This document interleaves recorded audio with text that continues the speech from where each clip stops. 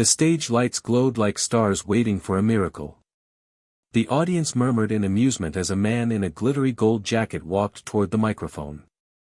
His name was Marco Dela Cruz, a 34-year-old factory worker from Manila, with dreams far too big for the small room he lived in. He wasn't famous, wasn't rich, and certainly didn't look like a celebrity. But deep within his eyes, there was something, an untold story wrapped in years of quiet pain and unshakable hope. When he softly said, "I'm Filipino Elvis," the crowd chuckled. Some smiled politely, others couldn't hide their laughter. They saw a man trying too hard to be someone else. But what they didn't see was the reason why he stood there that night, why this performance wasn't just about singing, but about redemption. Behind the curtain, two people watched him silently. Luz, his younger sister, barely in her 20s, clutched the silver cross necklace their late mother had given Marco. Her eyes were trembling with pride and fear. Next to her stood Rico, Marco's childhood friend and the guitarist who had spent months practicing with him in a dimly lit garage. Both knew that this was Marco's final shot, to prove not to the world, but to himself, that broken dreams could still shine. The judges leaned forward, half curious, half skeptical. The stage was quiet now, except for the hum of the spotlight. Marco closed his eyes for a moment and took a deep breath, as if whispering to the heavens above. Somewhere inside, he wasn't just chasing applause, he was chasing the voice of a father who once said, "Music won't feed you." Would this be the night Marco's voice silenced all the laughter? Or would his lifelong dream end under the weight of mockery once again? In that fragile silence before the first note, the story of a man who refused to let the world define him was about to begin. And no one, not even Marco himself, knew just how deeply that voice would touch every soul in the room. Marco Dela Cruz lived a life that looked ordinary from the outside, but inside, it was filled with quiet wars no one could see.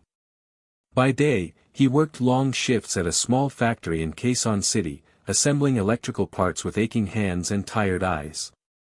The rhythmic sound of machines was his constant companion, a reminder of how far his reality was from his dreams.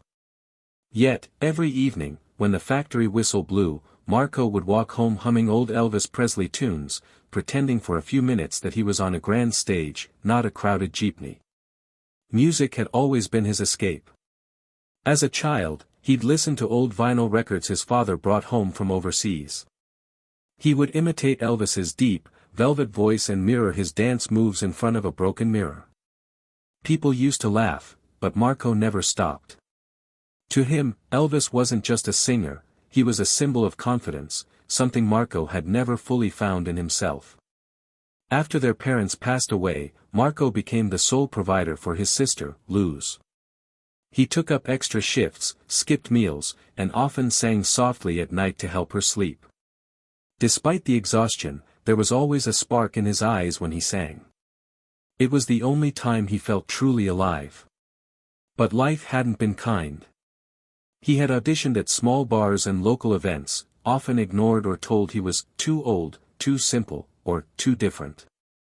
Still, he carried his dream like a worn-out photograph, faded, but never thrown away. At home, his small apartment echoed with his routine. A cracked mug of coffee, a dusty guitar by the window, and an old mirror covered in sticky notes with song lyrics. Every morning, before heading to work, he would look into that mirror and whisper, "Maybe today."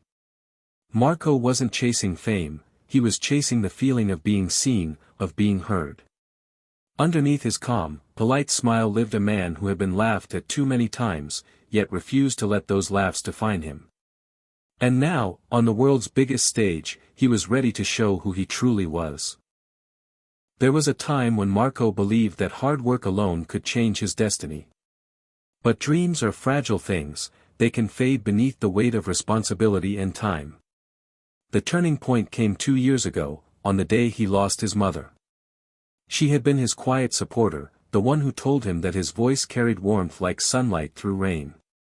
Her death left a silence that no song could fill. Since that day, Marco's music felt heavier, sadder. He tried to sing, but the words caught in his throat. Every note reminded him of the promise he couldn't keep, to make his mother proud before she closed her eyes for the last time. Nights became longer, and the world seemed smaller. He buried himself in factory shifts, hiding from the echo of his own unfulfilled dream. Luz often tried to cheer him up, but she could see how distant he had become. The man who once filled their small home with laughter now stared blankly at the flickering light bulb above their dinner table. The radio played softly, yet Marco rarely listened anymore. Even his guitar, his oldest companion, lay untouched, gathering dust in the corner. One evening, as rain poured over the tin roof, Marco came across a flyer online, America's Got Talent auditions, open for all. For a moment, something stirred inside him. It wasn't confidence, but a quiet voice whispering what if. Yet, fear answered back louder. What if he failed? What if the world laughed again? The real struggle wasn't on the stage, it was inside him. Marco wasn't just fighting for a dream, he was fighting against the voice of doubt that had grown louder with every disappointment. The fear of being seen as a joke haunted him. But deep down, there was also guilt, the guilt of giving up too soon, of not believing in himself the way his mother once did. That night, with trembling hands, he picked up his guitar again. His voice cracked, his eyes watered, but something inside him awakened. And that was the night Marco decided, if he was going to fail, he would fail trying. The morning sun spilled through the thin curtains of Marco's small apartment, painting soft golden streaks on the cracked floor. It was the day after his 34th birthday, a day that felt like any other. The alarm buzzed, the kettle whistled, and the familiar exhaustion weighed on his shoulders. But something was different in the air that morning. A message blinked on his old phone screen, "Congratulations. You've been shortlisted for the AGT Manila pre-auditions." For a long moment, Marco just stared at the words, unable to breathe. He hadn't even realized Luz had sent in his video, secretly recording one of his late-night songs and submitting it online. She stood behind him now, smiling nervously. "You deserve this," she whispered softly, her voice trembling with hope. At first, Marco wanted to refuse. He wasn't ready, he told himself. He wasn't young, stylish, or confident like the others. But then, as he sat on the edge of his bed, he looked at the worn-out photo of his mother taped to the wall, her smile still calm and reassuring. It felt as though her eyes were telling him to go, to live once more through the music he had buried in fear. That small moment, just a message on a screen, became the spark that reignited everything inside him. He took a long breath and picked up his guitar, its strings slightly rusted from neglect. The first chord he strummed felt like coming home. His heart pounded, not from fear this time, but from the raw energy of possibility. From that day on, his world changed quietly. After work, he stayed up late practicing. His hands blistered, his voice cracked, but his spirit grew stronger. Rico joined him, bringing his old guitar and laughter back into Marco's nights. Luz recorded every rehearsal, cheering him through every mistake. It wasn't just a dream anymore, it was a promise. A promise to his mother, to Luz, and to himself. The moment Marco stepped onto that airport floor weeks later, ticket in hand, he realized something powerful: the world hadn't changed, but he had. For the first time, he was no longer afraid to be seen. The days leading up to the audition were far from easy. Marco quickly realized that chasing a dream demanded more than courage, it demanded sacrifice. His body was exhausted from double shifts at the factory, yet every night, he practiced until dawn. His voice often gave out midway, trembling under the weight of his own insecurities. There were moments he would stop singing altogether, staring blankly at the peeling paint on his wall, wondering if he was just fooling himself. The laughter of past failures echoed in his mind, the times when crowds mocked him, when bar owners dismissed him before he even sang. Those memories came back sharper than ever, whispering doubt into every note. But every time he felt like giving up, Luz's quiet encouragement reminded him why he started. She would leave small sticky notes on his mirror, "Keep going, Kuya. Mom would be proud." Slowly, Marco began to change, not just as a singer, but as a person.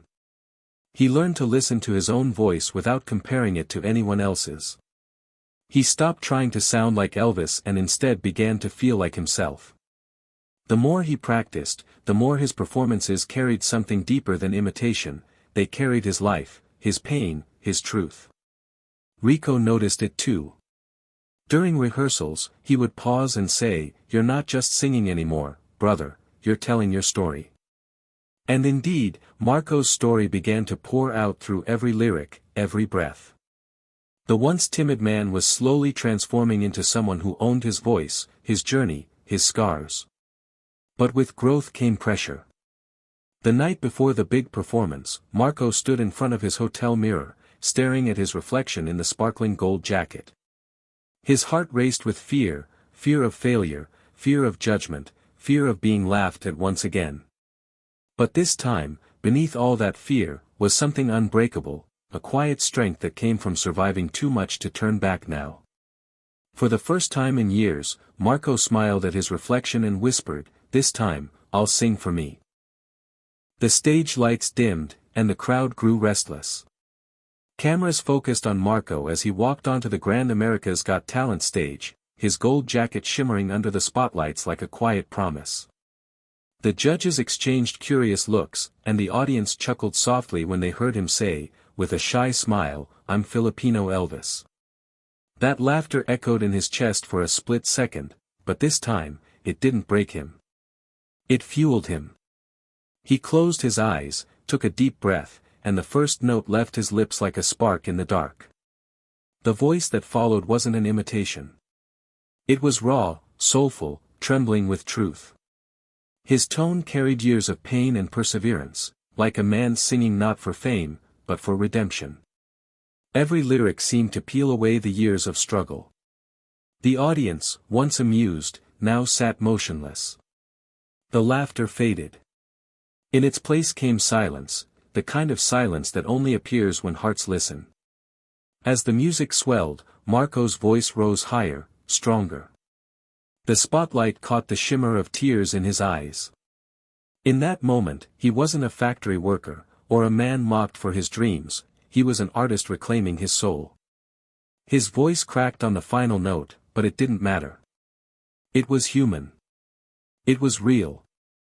When the last chord faded, the silence broke into thunderous applause. The judges rose to their feet. Simon, eyes glistening, gave a rare smile. Luz and Rico cried backstage, their hands clasped tightly, knowing they had just witnessed something sacred. Marco bowed deeply, trembling with emotion. For the first time in his life, he felt seen, not for who he pretended to be, but for who he truly was. As the golden confetti rained down, he looked up toward the ceiling lights that felt like stars, whispering a silent thank you, to his mother, to his sister, and to the boy he once was who never stopped dreaming. In that shimmering moment, the world no longer laughed. It listened.